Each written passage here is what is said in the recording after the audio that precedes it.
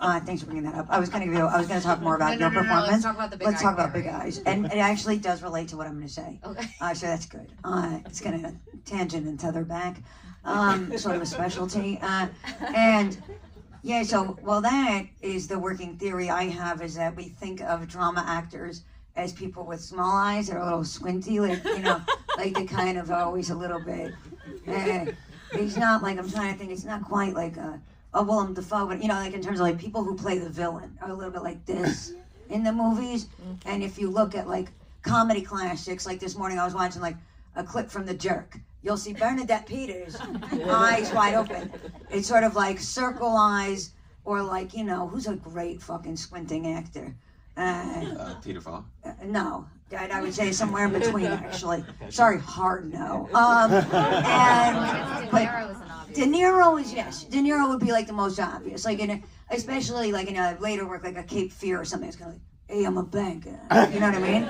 It's very hard to do that if you got Bernadette Peters' eyeballs on De Niro's face. You're like, are you that bad? You know what I mean? And so that goes to my theory that ever since I got bangs, I think I became like all of you guys were like, she's not that bad actually. And I think that it's just that I was too emotive, like over emoting with big eyes. But to my point to tether back, I think what's so extraordinary about you, Lizzie, is that baby has big eyes. And in this fucking movie, I think you're the funniest motherfucker in this movie. That's an adult term. And I think it really is because of your ability to see into, like I'm saying, these Diane Wiest and these Carol Kanes, but like baby big eyes over there, who I think of you as such a like real deal. Like, I'm sorry to compliment you, but I'm just saying, I'm sorry it is. I'm sorry, but it is, ma'am.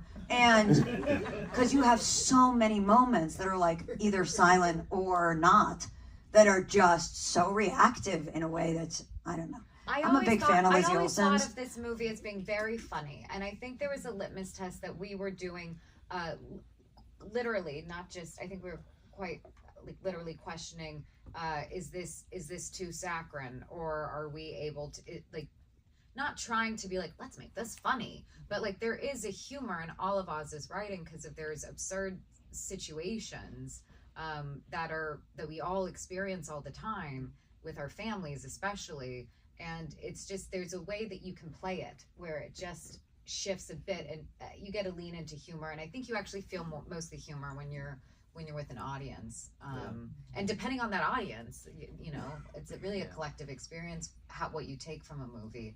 But I do think that there's so much humor to be had in a movie that is largely poignantly deeply saddening and depressing and about mortality. Yeah, no, it's